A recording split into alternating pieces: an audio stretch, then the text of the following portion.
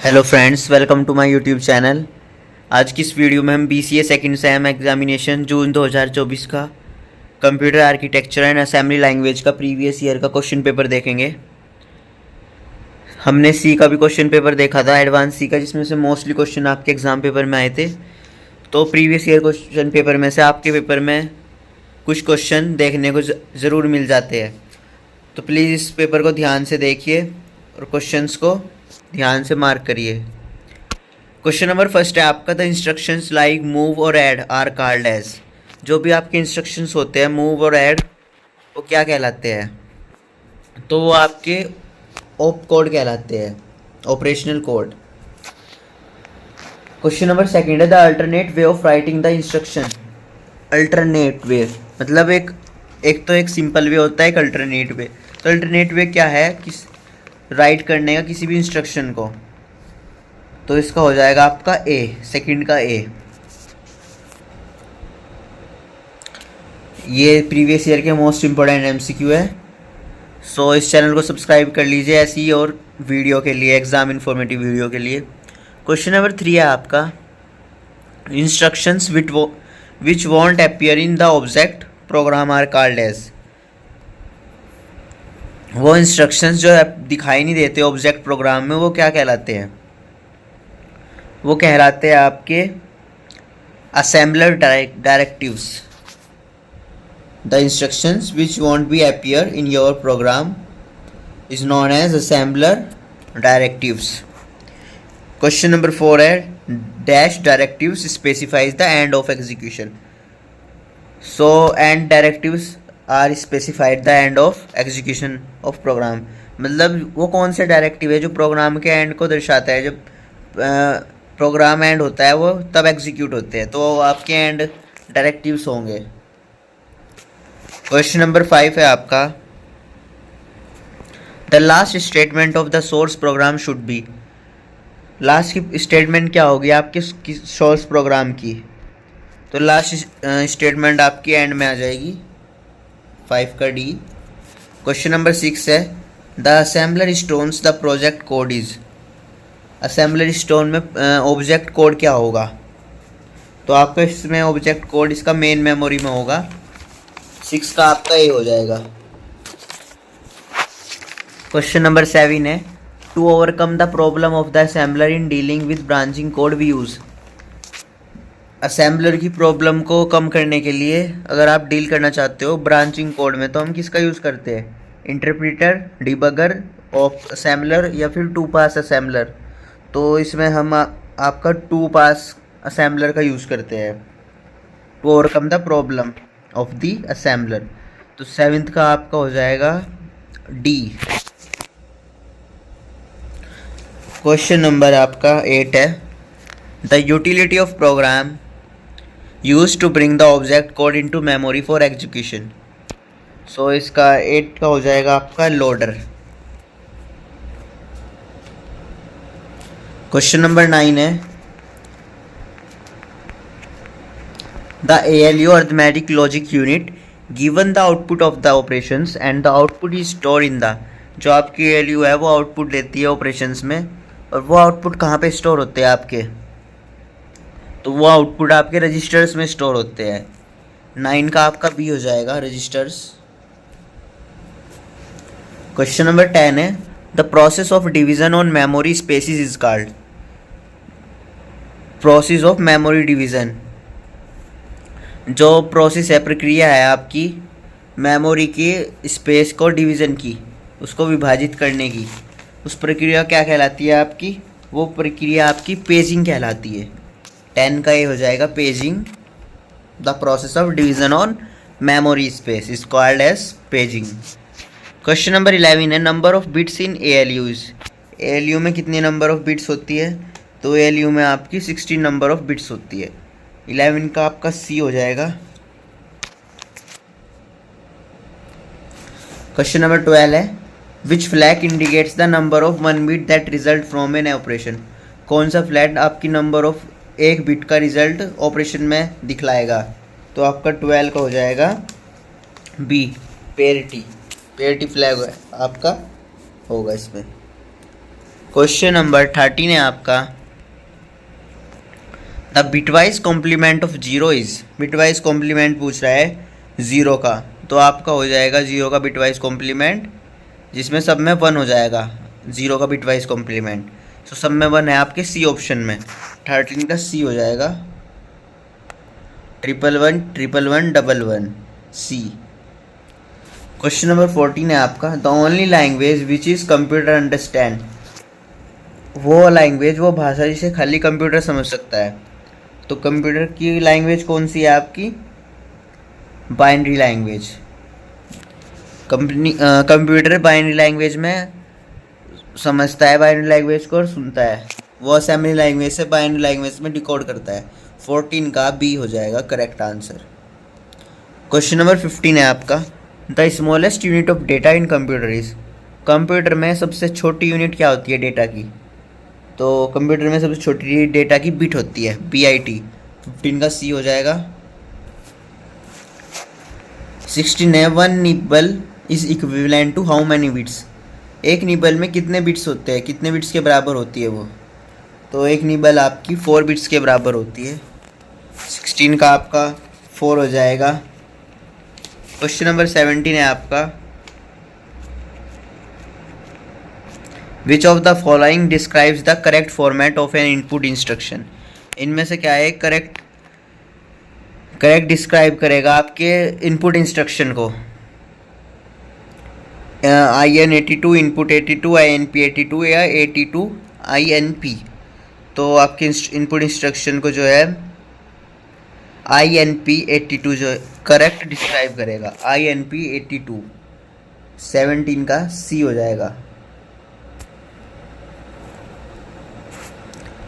Question number 18 है, the input machine which originated in the United States around 1880s is uh, वो input machine बतानी है आपको जिसकी उत्पत्ति 1980 के अनुसार संयुक्त राज्य अमेरिका में हुई थी, तो कौन सी है वो मशीन आपकी है bar code reader. Question number 18 का हो जाएगा आपका D, bar code reader.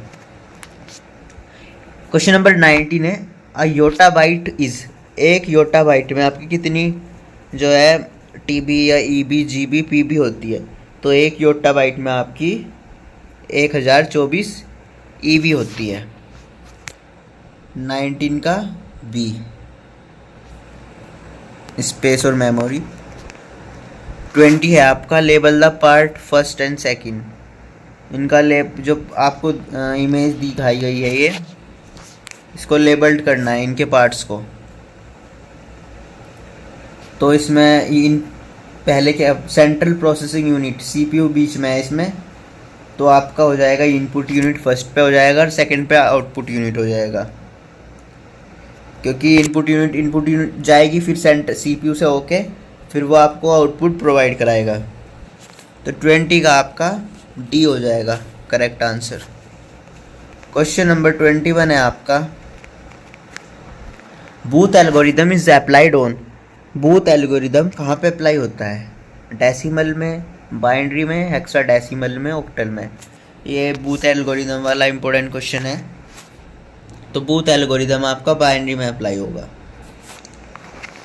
Question number 22 है आपका, what will be the value obtained after multiplication of -2 and -3 using booth algorithm, क्या वैल्यू ऑब्टेन्ड होगी अगर अब -2 एंड -3 की मल्टीप्लाई करें बूथ एल्गोरिदम से, तो उसकी वैल्यू 6 होगी।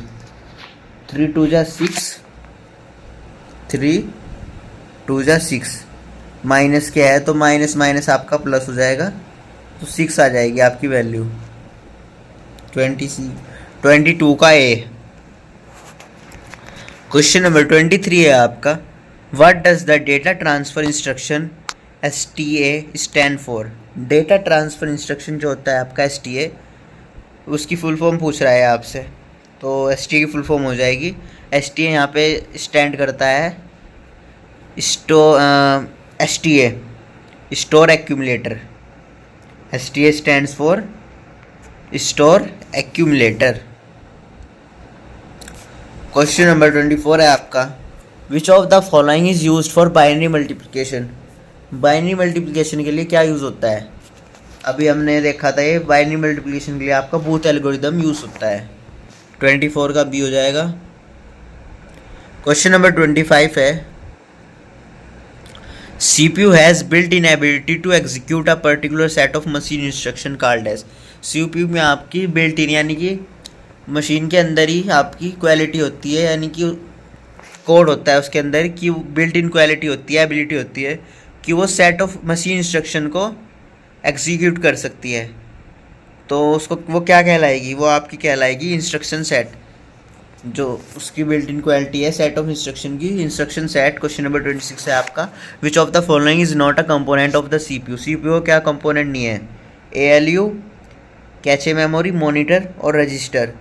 तो ALU और मैजिक लॉजिक यूनिट भी आपका CPU का पार्ट है, कैचे मेमोरी भी, रजिस्टर भी। आपका मॉनिटर जो है CPU का पार्ट नहीं है, मॉनिटर अपना एक अलग ही पार्ट है। मॉनिटर के अंदर मॉनिटर कंप्यूटर का पार्ट है, CPU भी।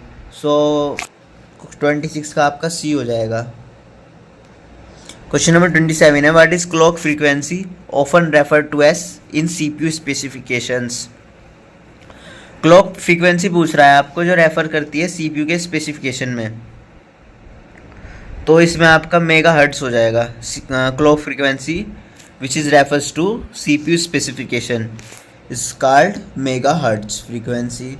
क्वेश्चन नंबर 28 है आपका, what is the purpose of the CPU program counter. CPU program counter का उद्देश्य क्या है? क्या काम करता है आपका CPU प्रोग्राम काउंटर? तो CPU प्रोग्राम काउंटर आपके ट्रैक को करंट इंस्ट्रक्शन के साथ एग्जीक्यूट कराता है, to keep track of the current instruction being executed. 28 का बी हो जाएगा आपका करेक्ट।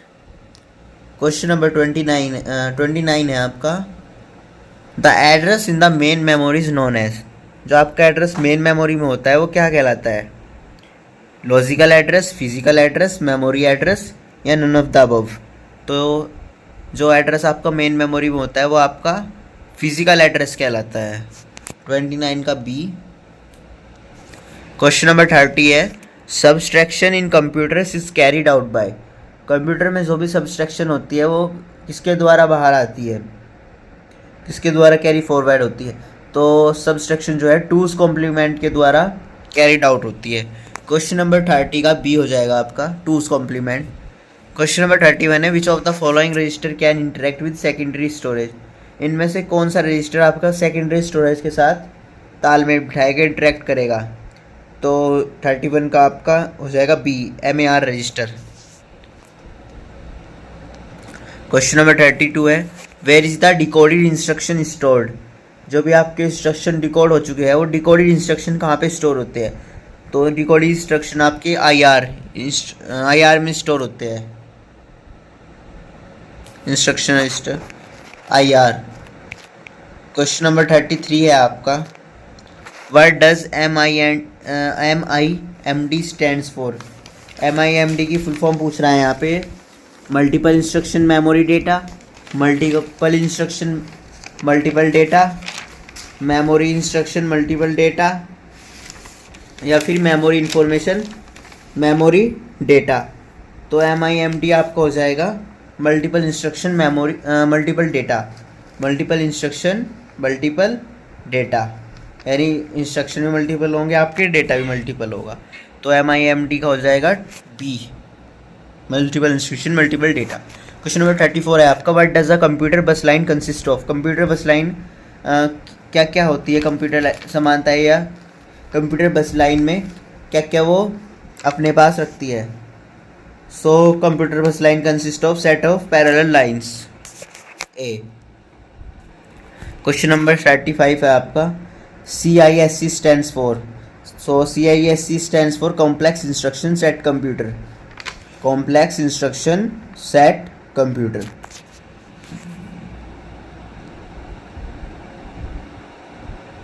क्वेश्चन नंबर 36 है, विच of the following is an essential data transfer technique. तो 36 का बी हो जाएगा, DMA is an essential data transfer technique. Question number 37 है आपका, which of the following is performed by half adder. Half adder के द्वारा क्या परफॉर्म होता है? तो हाफ एडर आपका बाइनरी एडिशन ऑपरेशन को परफॉर्म करता है फॉर टू बाइनरी इनपुट्स 37 का बी।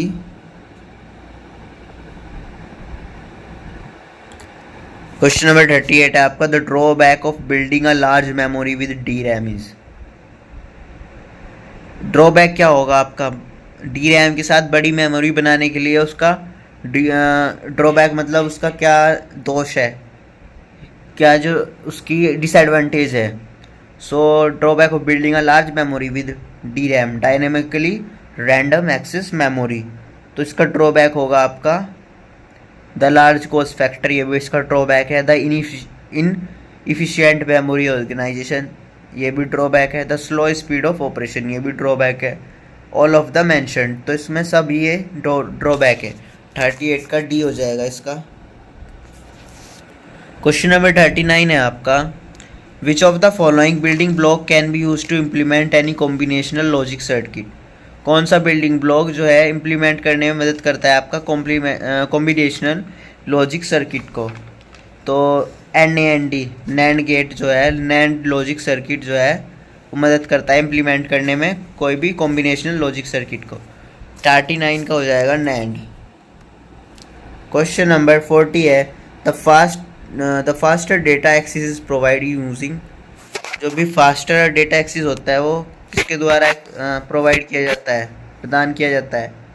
तो वो आपका कैचेस मेमोरी के या कैचेस के द्वारा फास्टर डेटा आपका एक्सेस किया जाता है, कैचे मेमोरी, तो कैचेस। क्वेश्चन नंबर 41 है आपका, the transfer of large chunks of data with the involvement of the processor is done by. Processor की भागीदारी के द्वारा एक बड़े हिस्से का डेटा कहाँ पे स्थानांतरित किया जाता है? 41 का हो जाएगा A, DMA controller. DMA controller. Question number 42 है, the addressing mode where you directly specify the operand values. वो एड्रेसिंग मोड जहाँ पे डायरेक्टली आप ऑपरेंड वैल्यू को स्पेसिफाई कर सकते हैं, तो वो है आपका इमीडिएट एड्रेसिंग मोड। 42 का ए। क्वेश्चन नंबर 43 है, the effective address of the following instruction is. Instruction है MUL मल्टीप्लाई 5 R1, R2। तो इसका इफेक्टिव एड्रेस क्या होगा? क्वेश्चन नंबर 43 का हो जाएगा C, 5 + R1 + R2। Question number 44 है, the usual bus structure use to connect the input output devices. Usual bus structure input output device को कैसे कनेक्ट करता है? क्वेश्चन नंबर 44 का हो जाएगा C, सिंगल बस स्ट्रक्चर। क्वेश्चन नंबर 45 है, the method of synchronising the processor with the input output device in which the device sends a signal when it is ready is. 45 का हो जाएगा C, इंटरप्ट्स। क्वेश्चन नंबर 46 है, the ROM chips are mainly use to store. ROM chips, read only memory chips, क्या store करती है आपका mainly? तो 46 का हो जाएगा C, boot files. Question number 47 है, विच of the architecture is power efficient. इनमें से क्या कौन सा आर्किटेक्चर आपका पावर इफिशियंट है? तो 47 का आपका रिस्क हो जाएगा, रिड्यूस इंस्ट्रक्शन सेट कंप्यूटर। 47 का आपका बी है हो जाएगा। क्वेश्चन नंबर 48 है, CSA स्टैंड्स फॉर।